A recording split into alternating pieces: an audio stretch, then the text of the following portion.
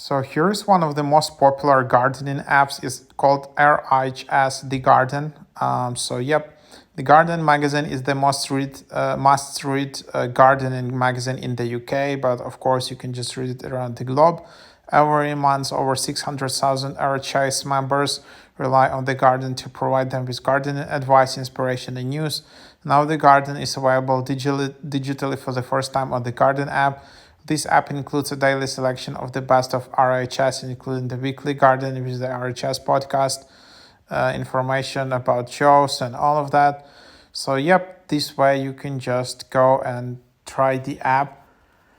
I don't know if there is some kind of additional subscription, but if you like gardening, that's definitely the app you can just try out. You can just open it up.